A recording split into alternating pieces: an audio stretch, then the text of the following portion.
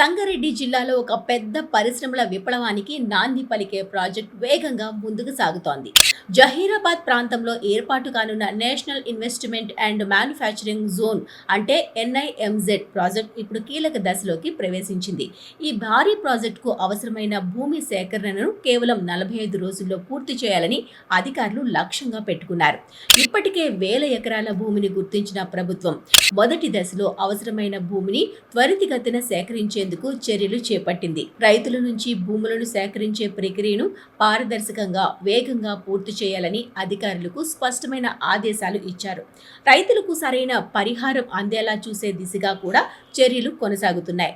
ఇదే సమయంలో భూసేకరణతో పాటు మౌలిక వసతుల అభివృద్ధిపైన ప్రభుత్వం దృష్టి పెట్టింది. ఫెన్సింగ్ క్లియరెన్స్, రోడ్ల విస్తరణ, ఇతర ఇన్ఫ్రాస్ట్రక్చర్ పనులను కూడా ఆలస్యం చేయకుండా పూర్తి చేయాలని అధికారులను సూచించారు. జహీరాబాద్ NIMZ ప్రాజెక్ట్ తెలంగాణలో ఒక ప్రముఖ పరిశ్రమల కేంద్రంగా అభివృద్ధి చెందనుంది.